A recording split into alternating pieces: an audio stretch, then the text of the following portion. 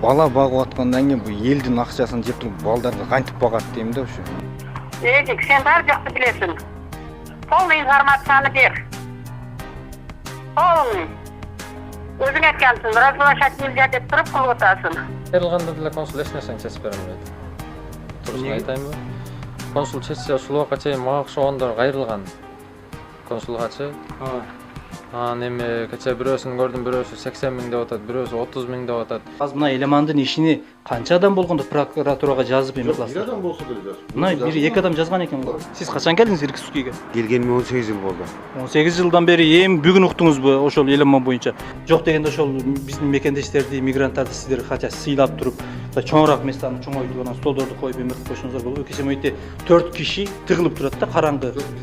Если сиздер аркылуу өзү неметип апа атенеси чогулуп полный жооп беребиз деп алданган кишилер жооп берсе, жооп берди. Анан жооп бербей турган болсо мен могу күзүндө барам. Зуража менен элеманга болду токтот деп айта аласыз ушул жерден айтып. Эми Зуража менен элеманга дагы бир жолу айтып кетели, кымбаттуу мекендештер. Главный герой жок болуп эле биз өзүбүз менен өзүбүз болуп эле жүрүп атабыз бул жерде азыр.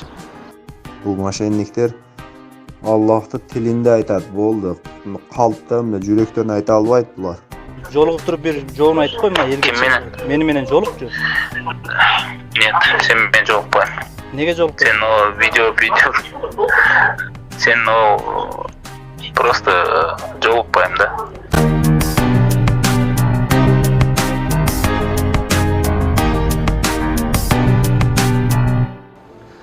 Саламатсыздарбы мекендештер, биз азыр Россия жергесинин Иркутский шаарында турабыз. Бүгүн 14 апрель 2023 жыл. Урматтуу достор, өзүңүздөр билесиздер, биз буга чейин bundan алдыңкы чыгарылышыбыз ушул Иркутскийдеги жарандарыбыздын арыздары болгон. Тагыраагы ушул Элеман Мадатов аттуу жаранга алданып калган мекендештерибиздин видеосу тууралуу болгон. Жумушка байланыштуу бул эжебиз бошой албай, бизди ушул жака чакырды эле азыр. Өзү менен байланышып сүйлөшүп көрөбүз. Бул биз эже келдик эле, жакшысызбы? Азыр акчаңыздарды кайтып берсе аласыздарбы же кечтин уже дейсизби, эмне болду? Садага деле салганбыз, мен кечтик. Эми ошол маалда аябай кыйналып атканбыз да, себеби күйөөм өзү жагылыш деп, мен кичинекей кызым менен үйдө отуруп, бүт баарын ошо камсыз кылып аткан маал болчу да. Аябай чыгым көп болуп аткан маал болчу. Кыйналып жүргөн маалда ушинтип эметип алдап эметип койдум. Мейли эми өздөрүнө. Азыр булар силер өзүңөр адам таап уюштурдуңар деши деле мүмкүн да буларчы көргөндөн кийин. Ошон үчүн фамилияңызды да бир тастыктап айтып коюң, атыңызды айтпасаңыз деле. Фамилиям Чынарбек кызы. Чынарбек кызы. 2017-18 ушу экөөгө бергенсиздер, а? Бириңиз 9 миң, бириңиз 5 миң же 6 миң, ал маалда канчага калат экенин билбейм, ошо 5 миң же 6 миң бергенбиз, точно. Анан ошо өтүп кетти деп кайра ошонун баласы акча сураган. Өтүп кетти, штраф мынча болот экен, болсо чепарт кылып салат. Хотя бы жарымын дагы берсеңер, мен жарымын өзүм кошуп ушинтем деп. Ошондон болбой эле, жок, мейли бере бер. Кыргызстанга кетебиз, же болбосо границага чыгабыз деп ошентип өтүп алганбыз. Зуража кандай жооптор берип аткан ошол маалда? Зуражага күйөөм чалганда биринчисинде мен кылып берем дедим, кылып берем деп мага ушу Иркутскийде бүт адамдар мага кылдырат. Неге ишенбейсиңер деп ошенткен. Анан эже бизге срочно паспорт керек болот эже, мен өзүм жагылыш иштейм, мени кармап кетип калган болсо бала чакам ушинтип калып калат. Без документ жүрө албайм мен деп ошентип эме кылган. Анан кийинкиде чалганда сен эмне малбысыңдар, баранбысыңдар деп аябай ушинтип урушуп салган да, анан баткенге окшойт ойлоп койгонбуз. Анан кийинкисинде чалсак агылбайт, анан аяка кел, бияка кел деп ошентип эме сүйлөпчү. Анан эже границага мен Кыргызстанга кетем, бала чакам алып, эмени бериңиздер деп акыры каттыгыраак сүйлөп алып эле алганбыз ал эжеден. Ошо бардыгы бешикке келип алып кет деп, ошо Николаева бешиктен барып алып кел деп ошо. Документтердиби? Эч кылбаптыр ошо. Кандай берсек ошону эле алдык. Ошол булар менен мамиле кылган мекендештердин бардыгынын тагдыры окшош, коёндой. Бардыгыга ошондой жооп берген, бардыгыга ошондой голостор жазган, бардыгынан ошончо акчадан алган. Мындай жылдан жылга сенасы көтөрүлгөн, акыркы жылдары мына 30 миңден болуп атат бардыгычы. Ошол эже сизге чоң рахмат. Анан капа болбойсуз ушунча эме кылып? Мен ушунча келип кызарып Ооба. Мекендештерибиз аябай көбөйүп кетти, ошол кече видеосу чыккандан кийин дагы аябай көп SMS чалуулар болупчу. Анын көпчүлүгү уже депорт болуп кеткендери бар экен Кыргызстанга. Ал башка шаарларда бар экен. Мен акыры маалда ошону акчаны алып кеткен. Кредитти алып чыктым. Ошо 22 миң окшойт да. Вообще ошондой акча бергенмин да. Мына июль өткөн жылдын март айынан бери берилген акчалар ошо 1 жылдын ичинде. Ошо балага документ жасатып берген акчаларымда. Анан айттым го мен ошо илгери берген акчаларым документим жасалып фальшивый болуп кайра жасап дагы акча берип ошентип өткөндөрдү айтпай эле коеюн, акыры 50 миңди берсе болду деп өзүнө дагы айтканмын да. 50 миңди берсең болду. Бу 50 миңден дагы мен 2 миң дагы скидка кылганмын. Ошо кафеде кайып кылып отурган экен банкетте. Барып ошо 2 миң берип келген акчамы майли сага менден жардам ошо 48 миңди бер мага десем, ошо 4 миңди жөнөтүп койду. 44 миң акча калды сенде десем, берем ака. Сиз айткандай ошо бөлүп берем деди. Эже дагы кут ошондой айтты. Тапканда бир чыгарып, биринчи болуп сизди чыгарып берем, сизге берем деген сөзү бар. Бул запистечи. Ошондой сөздөрү дагы бар, бирок булар Алладан коркушпойт булар. Бул мошенниктер Аллахты тилинде айтат, болду. Калптан, жүрөктөн айта албайт булар. Булар Аллахтан коркпойт. Мусулманмын дейт. Мусулманды ошондой кыйнайбы? Мусулман болуп туруп, четте жүрүп, мусапирде жүрүп ушинтип кыйнайбы? Алар өздөрү гражданство алып аптыр. Аларга жин тийбейт. Россиядачы. Бирок бизге окшош, мага окшошторду канчасыны канын сорду. Буларды Алла жазасын берсин. Жердегилер бар экен, ошолор же зуура жерден коркуп атабы, же тартынып атабы өздөрү ошондой камерадачы. Ачык чыгып айта албай атат. Анан бирок мына посольство, консулство дегендер чакырып атат, келсин бизге, жарандар келсин, биз жардам беребиз, арыздарын жазсын. Муну эч уят нерсе эмес. Уятты биз кылган жокпуз, уятты ошолор кылып атат, ошолордун үстүнө арыз жазып эме кылалы. Мындан кийин жарандар ушундай эме болуп кыйналбасын, ушуга туш болбосун депчи. Ошол эже. Макул эже, рахмат чоң сизге. Мына ушундай туугандар, өзүңүздөр көрдүңүздөр, мына азыр дагы бир жабырлануучуга келип, өзүнүн бошой албагандыктан ишине, жумушуна келип эме кылдык, өз оюн айтты. Бул акыркы жолу эмес, ушул 2018-17 жылдары ошол 15 миңге жакын акчага алданганбыз дейт. Азыр акчанын кереги жок дейт, уже кечтик ошол акчаны дейт. Просто буларда дагы бизге жардам катары мындай информация берип койду, бирок ачыгын эле айтты. Анан өздөрү тартынгандыктан бетибиз тартпай эле чыкпай эле койсун деген тартып эме кылбай эле койдук. Ассаламу алейкум байке. Чалсам албадыңыз. Ошо азыр бир видеону YouTube'дан көрүп калып, номерди алып чалдым эле. Шиламан деген балага мен да документ кылдырам деп 25 миң рубль берип, документ дагы жок, пул дагы жок. Документтеримдин өзүн 1,5 ай дегенде зорго алдым, артынан жүгүрө берипчи. Ошо бизге окшоп алдангандар көп. Видеода айтыпсыз 30'dan дагы көп анда алданган адамдарчы. Эгер группалардан сурашса чыгат. Көп эле андай адамдарчы. Жанагы Ермамат Юсупов агайыбызга дагы чалып туруп ошо кишиге жолукканга аракет кылабыз эми.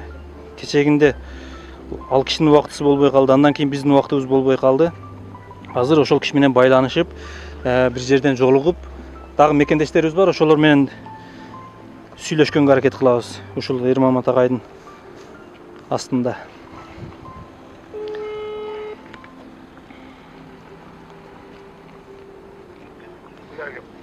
Ассаламу алейкум. Ермамат агай, саламатсызбы, кандайсыз? Жакшы. Ден соолугуңуз жакшы. Мен Сулайманмын. Жакшы, рахмат. Агай, сизге жолугайын дедим эле бүгүн, убактыңыз болобу? Сизин каякта калдыңыз? Иркутскийдин өзүндөмүн. Айры иштен кийин жолугабыз. Саат канчаларга, кайсыл жерден? Саат 3-4гө темпер захваттан да. Саат 3-4гө? Бүгүн саат 11ге дагы мекендештерибиз көбөйүп кетти эле, ошолор дагы келмегеле да, саат 11ге эмеге, консулгачы. Консулга? Ооба, саат 10-11ге чогулабыз деп ошентип сүйлөштү эле, бир дагы бир 5-6 адам чыккан эле. Ошолордон дагы Анда берки немелерден чакыртып коюшуңар бетиме сүйлөшөбүз. Буга немени чакырбайсың анда да. ошолорду ошо чогулуп туруп анан сизге чалдырайын дедим эле. Ол биз чалсак албай атат, ваше мелечи. Так. Саат 11 болуп калды ошо. Ооба, азыр биз мына Фортуна жактабыз, ошол жакка эми жөнөйбүз да. Понятно. Бани мен да аракет кылам азыр 11-де. 11 болуп калды. Эфирден окубасында. Мен эфирде шейин деп аттым. Ошол элчиликтин астына барып туралы биз келесиз да сиз. Майли, барып ошо кадar. Макул байке, рахмат. Туугандар, азыр элчиликке келдик. Жанагы Ермамат байке менен жолукмакпыз. Анан келе турган дагы жарандар болчу, алардын көпчүлүгү кечигет окшойт. Бирок келет дагы азыр 10-15 мүнөттө бул кишилер менен сүйлөшүп неме кылалы. Ошол жарандар келсе арыздарын жазат. Бирок көпчүлүгү баш тартып атат ушул элчиликтенчи. Арыз жазгандан негедир же булардын иши жакшы эметпейби? Келет. Азыр ушул Ермамат байке менен кирип сүйлөшүп көрөлүчү. Элеманды биз уже издегибиз деле келбей калды. Үйүнө барып, башка жака ушул кишилердин өзүнө чалдырып чакырттырып көрөбүз Элеманды Зууроженче. Биз Элемандын эшигинин астына барып ушу бир күн кече өзүңүздөр көрдүңүздөр, бир күн кечке олтурдук ошол жерде. Биз 100-чү адам болуппуз. Бизге чейин 99 адам келип ошол жерде жашаган экен 2 ай. Азыр ушул жактан дагы толук маалыматтарды өзүңүздөр угасыздар, көрөсүздөр. Жүрүңүздөр биз менен. Assalamu alaikum. Assalamu alaikum. Assalamu alaikum. Assalamu alaikum.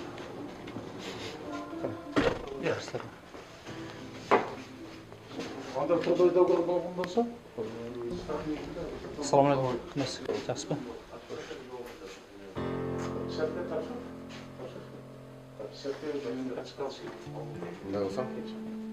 Бұл коридорлар тартпастан келерде мағлұмат керек болса, келіп тұр. Бұл жерлерде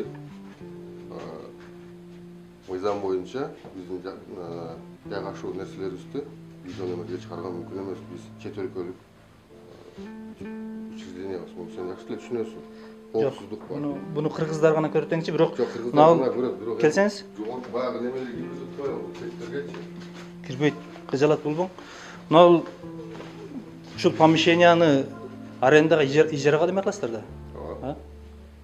Ушундай мамлекет неме кылып береби же өзүңүздөр чөнтөгүңүздөрдөн төлөйсүздөр? Мамлекеттер бул. Мындай чоңойтуп эмекса болбойбу? Мына жерде кече биз келгенде бул жерде мекендештерибиз турганда мына столдор жок болчу. Анан жок, бул столдор ушу дайыма эле турат. Мына биздин мекендештер бу жакта эмеге барат. Анализ тапшырганы барат, мисалы үчүн миграционныйга барат. Ошол жерде деле мындай очередте турат, талпа болуп тураттар да, стол нерсе жок. Жок дегенде ошол биздин мекендештерди, мигранттарды сиздер кача сыйлап туруп, чоңураак местаны чоңойтуп анан столдорду коюп эме кылып койсоңуздар болобу. Кече мойтте 4 киши тыгылып турат да, караңгы. Жок, бизде болгон здание ушулда. Кантип коюлат? Жок, мындан башка эме. Ушул жердин ол жер зала здание, атай болуп койгонбуз. Могу жерге заявление жазсалар, бала чакасын коюшат, эми болгон аракет кылып атабыз. Отурган мына жерге аял кишилер отуруп келип бул жерден паспорт алгансың го. Мен алганмын, ошондо көргөнмүн. Ошондо дагы адамдар турган да, менте турган. Турушат. Мен айтам, мына келген кишилерди бул жерде турбагыла, буяка киргиле деп айтабыз.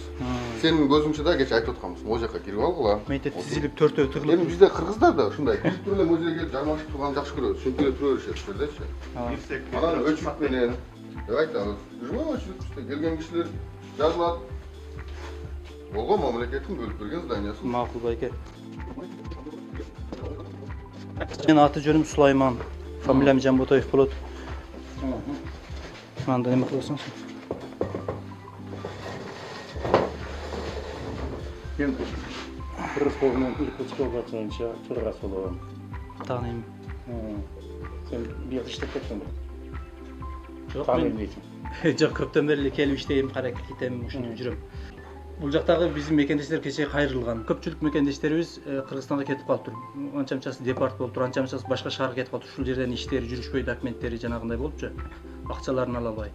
Анан жана Зуура эжеге чалса эле башында өзү ортого түшүп аралашкан экен, мен балам үчүн өзүм жооп берем да бирдеме кылам деп. Кийин анан акырында иштин аягына чыгып калганда уже чалса сен мага чалба, мен сени блокко отургам деген сөздөрү дагы бар менде. Бүт бардыгы жөнөтүп атат. WhatsApp'танчы. Мен 400 адамга главный инженер болуп иштегенмин. Главный инженер болуп. Меня не надо учить. Сиз мага үйрөтпөң деп.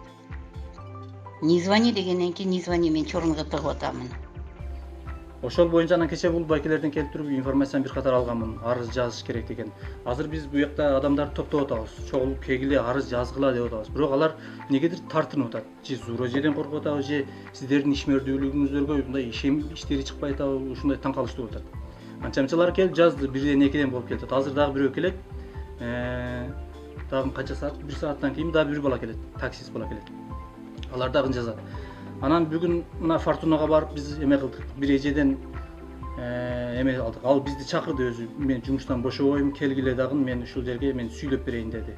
Мен дагы алданганмын. Бир эмес эки жолу. Мен себеби билген эмесмин дейт. Элеман Зуура эженин баласы экенин билбей, биринчи Зуура эжеге акча бергенбиз. 9000 сом. Күйөөм жасаткан дейт. 2017-жылы. Кийин 2018 Элеманга түшүп калып калдык дейт. Ал билбейт элек дейт. Ал дагы 13.000 14.000 бердик. Ал дагы ушундай кылды. Араң документибизди алып күйөөм границага чыгып келди дейт Казакстанга. Ушундай окуялар болуп атат, кыскасы сөзүн токойт эле. Мен кечээ немене көрдүм, баягы күнү үйдө элем. Выходной участкалар чакырган маалда ошондой айттым эле. Понедельник күнү келебиз. Понедельник күнү келбейсиң, машина жакка кетип калыпсың. Ага чейин ал дагы ушундай кылып өтө көп ызы-чууда жүргөн экен. Мына бүгүн негизи ошо Элеман менен апасын да алып келиш керек эле, бетме бет кылып сүйлөшүш керек да. Анан алиги бир жактуу болуп сүйлөгөндө ошондой болуп атат да. Биз кечегиде буга чейинки чыгарылышыбызда Элемандын үйүнө барып бир күн кечке ошол жерде такылдап турдук, сүйлөдүк, чалдык.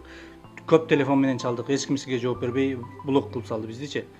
Анан ошол видео чыккандан кийин буга дагы жазып туруп, силер мага чалган жоксуңар, келген жоксуңар деп. Ошон үчүн азыр биздин максатыбыз сиз аркылуу ошол чакырсаңыз болобу, чалып туруп. Мен чалсам телефон албай атат. Көптөн бери таанышсыз ушул жерде бир жерде жүрөбүз. Телефон албай атат. Өзү апасы көп жылдан бери ушул жерде жашайт. Жакшы эле аял, жакшы элге жардам берип жүргөн алдыңкы келген маалда. Мына акыркы маалда ушу баласына гана көп заявление, көп жалоб түшүп атат. Азыр ушул жерден бир суроо да, ушул мына фиктивный деп атпайсызбы? Элдерибиз, мекендештерибиз фиктивный эмеге туш келип атат деп. Ушуларга заявление жазгыла, бундайга туш болбогула деп буларга эле эскерте бербей, мыналарды документ жасагандар түп тамыры менен жок кылып койсо болбойбу силер? Отургула жөнүндө. Түп тамыры менен жоготуп койсо болот. Аларды прямой биз айтып атабыз. Бизге гана жазбастан полицияга да жазгыла. Бул өзү кылмыш иш болуп саналат. Полицияга жазса, булар жаза албайт да. Булар биз өзүбүз полиция айтат да ошол жерден. Сен өзүң ушундай адамга неме кылган экенсиң деп туруп, кайра буга иш козгобойбу? Жок, биринчи жагынан айтып атпайм. Ошон үчүн ушул иш козгобос үчүн ушул башынан айтып атам. Башынан балык башынан сасыйт дегендей, башынан келгенде хозяин табыш керек, туура хозяинды. Өзү негизи акча берип прописка кылдырган, бул өзү кылмыш иши.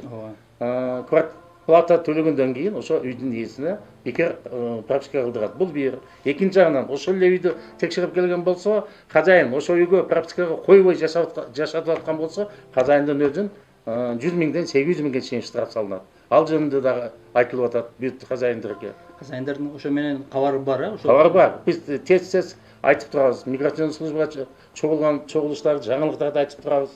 Ай сайын бизде активисттер чогулат. 13 аймактын аксакалдары, жаштары жана активисттери. Жаран келип туруп арыз жазып, мондай деген киши атымдай мени алдап, ушундай акчамды алып кетти. Мошенничество дейбизби же болбосо кандайдыр бир жол менен менин акчамды алып бербей жүрөт деп туруп арыз жазган болсо бизге.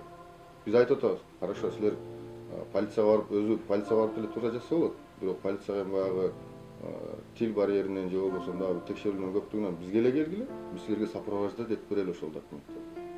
Полиция органдарына.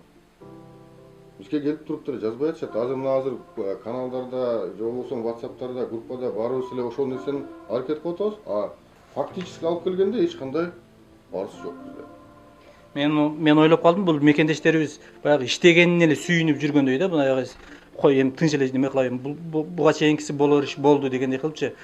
Сиздерге келсем деле иш чечилбейт экен, башкага барсам деле иш чечилбейт экен. Ушундай понятие менен неме кылып атпайбы? Бизден баягы илгертен түшүнүп ошондой болуп калса керек. Эми ага булар мына миграционный башка орустун немелериге барып документ жасата берип тажап калган элдер да биздин элдерчи. Кой деп туруп неме кылышат, мен аны туура түшүнөм.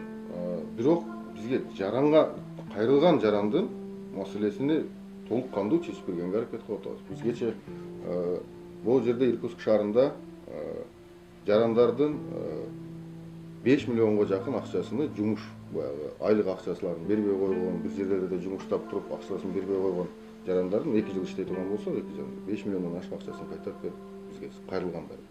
Ошол эле мошенничество менен бирөөлөр паспорт алып беребиз, бирөөлөр гражданство алып беребиз деген жарандардын бизде видео материалдары, акттары менен бардыгы бар. Алардын акчаларын кайтарып бердик. Азыр могу жерде 6-7 миң болгон болсо, алар 100 миңден 150 миңден берген жарандар бар да. Жок, азыр мына элемандын ишини канча адам болгондо прокуратурага жазып эме кыласыздар? Бир адам болсо деле жазып. Мына 1-2 адам жазган экен го. Жазылган да.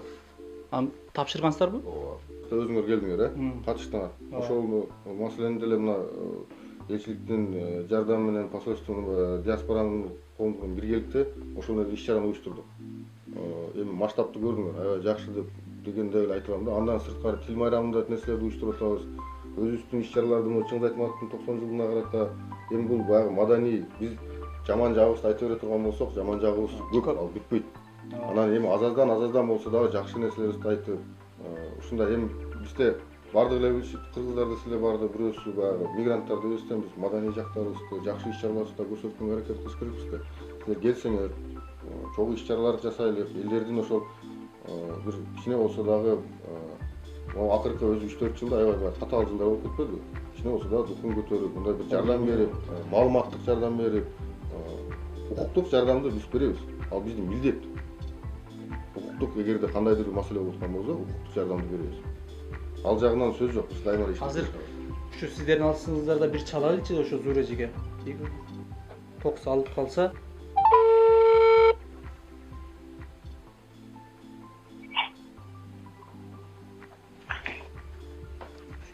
Алло, Жаспы, Зурежи? Ким бу? Мен Эдик. Эдик, бир сураштыгы уже. Немеге келип аласызбы консулга? 5-10 мүнөт келип кетсеңиз, жакшы болот. Мен консулда ишим жок пока. Биздин иш болуп атты, бул жакта келип кичине суроолорго жооп берип койсоңуз жакшы болот элечи. Эдик, сен бар жакты билесиң. Полный информацияны бер. Полный. Өзүң айткансың, разглашать нельзя деп туруп кылып атасың. Болды. Какие вопросы ко мне? Через сутка кайрыла бергиле. Жок, сиз келип кетсеңиз, жөн эле сүйлөшүп коебуз, болду. Ушундай кечээ бизге вашим такыр алган эмес, бизди вашим блокко туткан.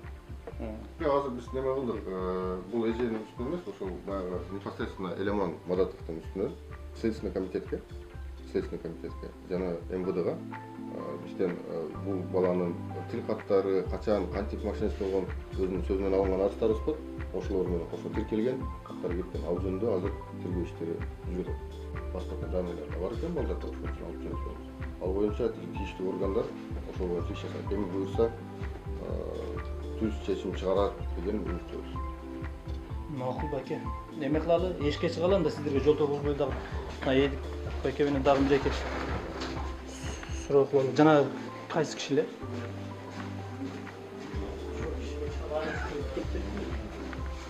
Siz geldiniz mi? Kamto'dan. Жүрүң эшикке чыгып сүйлөшөлү. Аты жөнүңүз ким? Канатов Самат. Канатов Самат. Еламанга бердим эле документти, Еламанга документти бердим эле. Аялым экөөбүздүн 2 документти бергенмин. 2 документти бердим эле. Бүтүшүнө бир күн калгандачы, анан кылып беремин деп алып, кылып бере албай, документти артынан 1,5 ай дегенде зорго жүгүрүп жүрүп алдым да. Документти өзүң алдыңыз. Ооба, пулду бергенмин. Пулду берип, документти кыла албасаң жок дене документ бер. Анан мынтей эле бала чака багып атабыз. Мен да семеймин да, 3 балам бар. Эми бияка келген адамдарды билесиңер, башында кандай нелер менен келет. Ушундай, эми туура түшүнөйлү, сен ам бала чака багасың. Кел документти кыла албадыңбы? Кел документти бер, же пулду кайтарып бер, мен границага чыгайын. Пул эми ала албай калдым да, границага чыгып келдим. Аялым Кыргызстандын паспорту болгон үчүн Monголияга чалбай Кыргызстанга жөнөттүм. 11 миң менен бар, 32 миң менен келди. Өзүм Монголияга 7 миң менен чыгып келдим. Мага чейин деле документим жок жүрүп милицияга түшүп 2 миңден 5 миңден төлөй берип деле ашып кетти ошогачы. Азыр Эламан менен акыркы жолу качан байланыштыңыз сиз? Эламан менен 4-5 күн болуп калды. Байланышып анан документ кыласыңбы деп не кылгандан кийин мен азыр кылбайм. Пропискамды кылып алдым, граница чыгып келгенден кийин деп не кылып койдум да. Ошо. Азыр канча 25 миң алышыңыз керек беле? 25 миң бергенмен анан ал документти кыламын, договорум жок экен деп мага договор кылды эле да. Ал договорду эми канча кылды? Эми договордун пулун алып калса да калганын не кылыш керек да? Бериш керек. Азыр эми ачыгын айтканда акчадан өзүм да кыйналып жүрөм, мага да керек тыйынчы. Аны эми асмандан түшкөн пул эмес, эми күнү түн уктабай иштеп тапкан акча да. Бала чака багамын деп. Эми ошо пул деле бу жерде самый главный эмес го, мен ал пулду кечип деле бере берем, эми бала чакам башы көзүнөн садака депчи. Просто эми Эламандагы мага окшогон эми мен курактуу болсо керек, өзүм 93-жылы кулум. Бала багып аткандан кийин бу элдин акчасын жеп туруп балдарды кантип багат дейм да ошо. Үйүндө балдарына кантип тамак берет дейм да ошо. Ошого бир не кылам мен, бала чака. Азыр биз 2 күнөн бери бул жака келип кайрылдык. Ошол бизге кайрылган жарандардын аркылуу биз бул жака кайрылдык. Анан бул жактагы байкелерибиз айтып атат, бизге келип арыз жазсын, эч ким келбей атат дейт. Ушул элчиликке келип туруп арызыңыздарды жазыңыздар. Эгер акча керек десеңиздер, арызыңызды жазыңыздар. Кечтим десеңиздер, анда ушул өзүңүздөр билесиздер. Ошол. Ошол эми мага деле эми акчанын деле мындай кызыкчылык алып алды, уже кыйла убакыт өтүп кетти да. Андан бери кандай иштер болуп кетти. Просто эми дальнейший бул балага айтарым, эми бала чакага адал тамак берген жакшы да. Элдин нааразычылыгына калып эле наалат ала бергенен болбойт да. Туурабы? Эми бала чака баккандан кийин эми баары бирибиз эми адал тамак берели деп не кылабыз, эми пешенетер баары пешенетер эми. Ак. Ошого айтарым ошо. Мындай алдаган болбойт эми. Бир эле мен эмес, меники ладно кичине көп пул берип алгандар бар экен. Ооба. Бүт 30 миңден көп ошондой болуп атат. Азыр урматтуу достор, ушул өзүңүздөр көрдүңүздөр, Зуура эжеге чалдык. Эламанга звонок кылган жокпуз. Эламан менен анан дагы жолукканга ошол баланы тапканга аракет кылабыз. Ошол көрүндүк берип болсо да ошол баланы бүгүн көрөбүз бизчи. Себеби дегенде буга чейинки видеобузда Эламан мени издебедиңер, силер келбедиңер, мен ал жакта эместен бул жакта элем деп көп шылтоолорду айтты. Азыр Зуура эженин жообун дагы уктуңуздар. Мына диаспоранын башчысы Эрмамат Юсупов агайга берген жообун уктуңуздар. Тоготпогондукка салды. Мен силер эч ким эмессиңер дегендей эле кылдым, ачык айткандачы. Эрмамат агай өзү деле укту дагы үн чыкпады. Болду. Башка эмне кылабыз? Кимге кайрылабыз? Кимге жалдырайбыз? Болгону ушул нерсени чындыкты билип коюшубуз керек бардыгыбыз. Анан бул жактагы ушул жаңы мыйзамдарды, жаңы чыккан нерселерди мына консулдун эмелери, ишкерлери айтып атат. 2 күндөн бери айтты. Кечегиде дагы айткан, азыр дагы айтты. Ушул жаңы чыккан нерселерди келип бат-баттан бизден алып тургула маалыматтарды депчи. Ошол азыр мына Эрмамат агай менен дагы сүйлөшөлү, дагы кандай эме кылаттар. Сиз бул жака кирип арызыңызды жаза бериң. Мен паланчи мындай числода акча бергенмин деп арызыңызды жазың. Анан биз бүгүн дагы бара турган жерлерибиз өтө көп. Бул биздин мекендештер, жабырып аткан мекендештер ушул жерге келе албагандыктан өзүбүз барып эме кылып жүрөбүз. Кабар алып, жолугупчу, чынбы, жалганбы, ачыгын аныктап. Ол Зуура эже менен баласын бирок издеп атабыз, башым эле баягыдай. Биз чалсак өчүрүп коет. Жана азыр Эрмамат агай өзү чалды, жообун берди, кыска жооп берди, болду. Сен өзүң билесиң деди, билбейм мен. Калганын эл таразы, эл сынчы дегендей өздөрү таразылап сындап алат элибиз. Ошол азыр Эрмамат агай менен дагы сүйлөшөлчү. Бул жака кирип эме кыла бериң, дагы байланышабыз беке.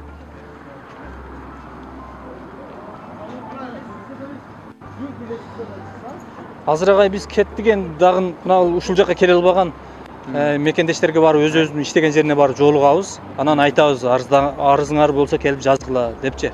Анан көпчүлүгү мен кечтим, Эламанга бердим ошол акчаны белек кылып эле дейт. Орозон күндө мен ошол бирок негизи мындай орусча айтканда обидно болот бардык мекендештергечи. Акчаларын алдырып, документтерин неме кылып, андан сырткары Эламанга берилген акчадан сырткары дагы көп расходторду кылып, границага чыгып, башка шаарларга кетип, Кыргызстанга кетип ушундай болот. Ошол мына кайрылып кое аласызбы сиз эгер ушул элеман менен Зуура эжеге жолукпасак видео аркылуу обращение кылып коюңуз кана бир. Мен дагы бир жолу мекендештерге айтып кетейин, кымбаттуу мекендештер. Основной немелерди айтып коеюн, мына миграционный картанын убактысы чексиз. Убагында трудовой договордун негизинде узартып турсаңыздар, эч кандай бу жерде закон бузуу жок болот.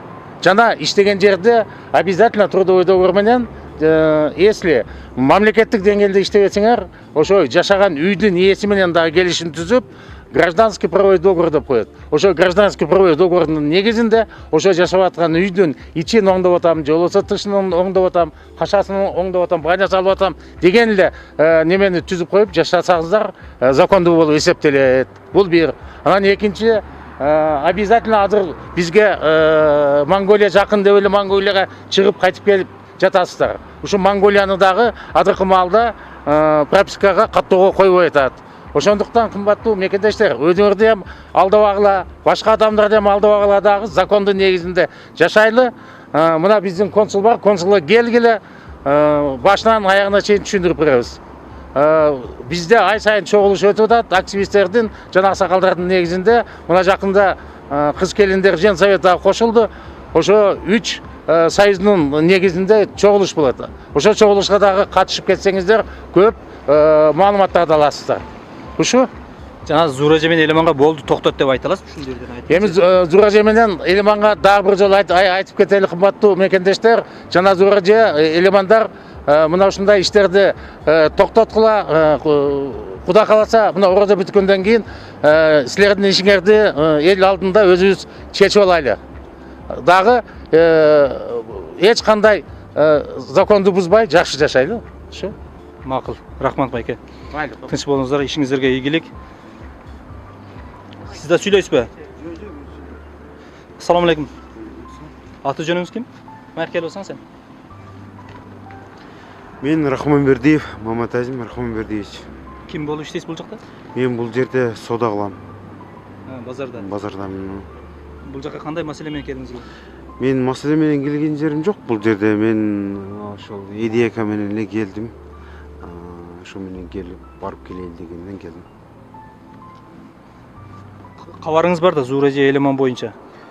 Кабарым жок. Мен кече келдим элем, кече уктум. Ушундай балдар, көп балдар беришкен экен, немелерин. Пропискаларын беришкен экен, ошону беришпей атыптыр деп уктум. Буга чейин уккан эмеспиз биз. Буга чейин уккан эмесмин. Вообще. Вообще уккан эмесмин.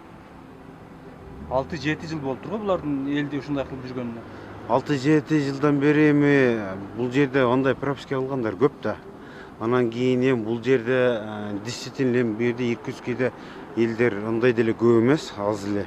Кудайга шүгүр бул жерде деле эмелер активист балдар бар, аксакалдар бар. Бир жамандык иш болсо келишет ушул жергечи, келишип биз ушундай алдап атышат. Биз ушинтип алдап кетишти деп балдар келишет өз негизичи. Келгенде аларды чечип берип атышат өз негизи. Андан кийин ондай жамандык нерсе именно мына элемандай болуп алдап кетиптир деп мен кече келгенде ошо балдардан уктум. Сиз качан келдиңиз Иркутскийге? Келгениме 18 жыл болду. 18 жылдан бери эми бүгүн уктуңузбу ошол элеман боюнча? Бул жерде жабыр тарткандар аябай көп экен. Бизге кайрылган кече видеодон кийин кайрылгандар жарандарыбыз абдан көп болду. Жазып, SMS кызып кетти. Башка шаарлар кетип калыптыр ушулардан качыпчы. Башка шаарларга кимдер кеттиптир? Эгембердиев деген бир байкебиз майып болуп калды, Читага кетип. Не болуп майып болуптур? Майып болуп калды, колдор иштебей. 200 миң 4 адам документин берип 200 миң бердим дейт. Кайра 4 миң сом кайтарды, 4 миң рубль кайтарды дейт. Зуура эжелер. Бул жактан кредит алдым дейт, кредит сотко берип салды мени дейт. Ошондой мындай иштер жаман көп болгон, мындай зейинин кейт. Ошону сиз аттуу баштуу эле киши экенсиз, ушуга таң калдым да мен ушуну эми угуп атканыңызгачы. Эми бул действительно мындай немени маалыматты бизге эми келип атат. Мындай нерселерчи. Будан башка маалыматтар келгенин, бирок аксакалдар, жаш немелер бирок бүтүрүп атышат. Макул байке, рахмат. Көрдүңүздөр, келе албагандарына дагы барабыз. Таап жолугуп сүйлөшөбүз. Анан ошол мына Зуура эжеге чалдык. Элеман дагы саат 3төн кийин жоопко чыгат. эртең менен сүйлөшкөн элек. Аны дагы көрөбүз чогуу. Ошол баланы өзүн табыш керек болуп атат. Ошол бала аябай бизге суудай керек болуп атат азыр бул жердечи. Главный герой жок болуп эле биз өзүбүз менен өзүбүз болуп эле жүрүп атабыз бул жерде азыр. Мына бардык байкелердин, агайлардын сөздөрүн уктуңуздар. Ушул Елеманга окшогон документ жасаган мекендештерге көп ишиңиздерди түшүрбөңүздөр. Бул жерде негизи майда чөйдө эмелер бекеринен эле кылса болот, жанагындай документтерди, пропискадан бөлөк эмелерди. Анан жана прописка жашаган жериңиздердин тастыган документти ошол жашаган жериңиздердин казайыны менен өзүңүздөр сүйлөшүп, кеңешип туруп, анан кийин барып ошол кайсыл райондо турсаңыздар, ошол жерге барып туруп жасатсаңыздар болот. Азыр бул жактан деле ушул кишилер айтып кетти ошондойду. Ошол. Азыр достор дагы бир жаранга келдик. Ошо атайын кече видеону көрүп бизди чакырган. Келгиле мен дагы өзүмдүн эмемди айтам деген ошол баладан дагы бир эмесин сурап көрөбүз. Бул бала жабыр тартканбы же жокпу? Же бунун жакындары эме болгонбу, ошол Елеманга туш болгонбу? Ошол боюнча азыр тактап беребиз дагы. Жүрүңүздөр. Ошол балага барып жолугабыз. Assalamu alaikum. Atыңыз ким эле сиздин? Аты жөнүңүз? Мунарбек. Маяка туруп алалы деле. Автобустун чекирелиби? Кеттик автобуска эле чыгып. Мунарбек дедиңиз, а? Ооба, атым Мунарбек. Елеманды кандай тааныйсыз? Мындай Иркутскиде жана сиз эмеден YouTube'дан көргөндөн кийин анан эме кылдыңыз да? YouTube'дан көргөндөн кийин мен сиздерге ошол группага келди, эмеңиздер. Анан мен жаздым группага. Жакшы адам эмес экенин жаздым. Анан кийин мен ону Иркутскиге биринчи келгенимде прописканы бүтүп алып, анан бияктан эч кимди тааныбайм. Интернетке жаздым, прописка жасаш керек деп. Десем ол постоянно ошентип жазат экен. Мен биринчи окуганымда эле интернетке эки адамга прописка жасайбыз деп жазган. Анан номерин берди, чалып, сразу ошондо эле жолугуп, мен өзүм машина менен бардым, жолугуп сүйлөшүп, жасап берем деди. Анан сразу акчасын бер деди. Канча берем десем, 1 жылга 24 000 бересиң деди. Анан бардыгын бербейм дедим азыр. Азыр жарым миң берем, калганын бүткөндө берем дедим. Анан ошол күнү дагы бербедим, эртеси күнү бердим. 13 000 акча бердим. 13 000 рубль бердим. 1 ай өттү. Короче, мага 1 айлык фальшивый документ алып келип берди. Мен ошону менен ишке кирдим. Анан 1 айдан кийин Сен билген жоксуң. Мен ону билген жокмун. 1 айдан кийин мага ишканадан ишке барсам, ишке чыгарбай койду. Сен документиң туура эмес экен. Мен Елеманга чалдым. Чалсам о болду, бу болду, ана жасап берем, мына жасап берем деди. Арадан 1,5 ай, 2 ай өттү. Уже документим 1 ай просрочный болуп кетти. Сен акчаңды берип бүткөнсүң. Акчаны жок, 13 000 акчаны бердим. Уже менде дагы уже подозрительный болуп калды да. Анан уже акчаны мен бербейм дедим. Сен качан документти жасап бересиң, анан берем акчаны дедим. Десем ана жасап берем, мына жасап берем, азыр акчам жетпей атат. Эмеге прописка койгон адамга акча керек болуп атат экен, акча котор деди. Дагы 2 000 котордум, ошол менен опшо 13 000 болду. Анан башка бербейм дедим. Башка 1 сом дагы бербейм. Документти бүтүрөсүң, алып келесиң, колума бересиң. Мен базадан текшерип алам, чыкса анан акчаңы берем дедим. Болбосо бербейм дедим. Арадан дагы 15 күн өттү. Уже документим 2 ай просрочный болуп кетти. Анан уже документ алып кел дедим. Документти бербей качып жүрдү. Документти бербей качып жүрүп 1 ай дегенде, уже 2,5 ай дегенде документими алдым. Анан Монголияга чыгып келип, башка бирөөгө документ жасаттым. Телефон кылсам албайт, звонок кылсам. Анан каякта кийин өзү звонок кылат, каяктагы сарай-парайда жүрөм, Хамутовада жүрөм, аякта жүрөм, буякта жүрөм дейт. Ол эч жакта жүрбөй эле, буякта эле ошо бир жерде бекинип жатып туруп эле анан кайра чыгат. Ошентип аферист. Сен акыркы жолу качан сүйлөштүң анан? Акыркы жолу мен где-то бир 3 ай, 4 ай болуп калды сүйлөшкөнү. Себеби мен бу балага мен өзүм күчүм дагы жетет, духум дагы жетет. Любой жерге жеткирип койгонгочу. Просто буякта канча адамдар себеп болуп. Апасы жөнүндө эч кандай немен жокпу? Ага же кайрылбадыңбы? Жок, апасына кайрылган жокмун. Себеби мен ол апасы менен сүйлөшкөн эмесмин да. Мен баласы менен сүйлөшкөм, апасын тааныбайм дагы. Бирок экөөбүз жолукканыбызда апасын айткан, мен ушундай Зухра деген эженин баласы болом. Апам дагы документ жасайт деди. Мен апаң мага эмне кереги бар дедим. Сен өзүң документ жазсаң, мен өзүм документимди жасап алып келип бер дедим. Болду. Одан башка сөз болгон жок. Кийин звонок кылам. Ол шылтоон айтат, бул шылтоон айтат. Короче, ошентип жүрүп качып кетти да, мындайча айткандачы. Болду. Июлда болду. Азыр 1 жыл болоюн. Азыр сен звонок кылсаң тааныйбы, тааныбайбы? Эми тааныса керек азыр. Мен телефонумду айттым го сизге, заряд өчүп калды.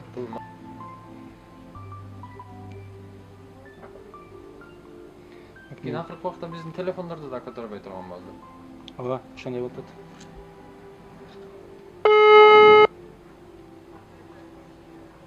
Өчүп салды. Дагы бир салчы. Жанагы мынага. Ошол. Ушул номери. Громкоя койсоң.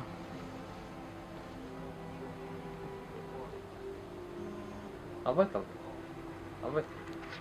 Өчүп салды. Макул жанына койма. Азыр эми эмне кыласың? Ошол арыз жазып эме кыласыңбы, элге кайрыласыңбы? Мына консулга же Консулга кайрылганда деле консул эч нерсени чечип бере албайт. Турусын айтайынбы? Консул чечсе ушул убакка чейин мага окшогондор кайрылган. Консулгачы. Эми кече бирөөсүн көрдүм, бирөөсү 80 миң деп атат, бирөөсү 30 миң деп атат. Ошолорду чечпегенден эми мен 13 миңдин аркасынан консул жүгүрөт деп мен ага ишене албайм да. Жок, ушундай табакел кылып туруп, алар деле айтып атат, 5 миң, 3 миң сом болсо деле келип арыз жазсындар, биз ошон карайбыз.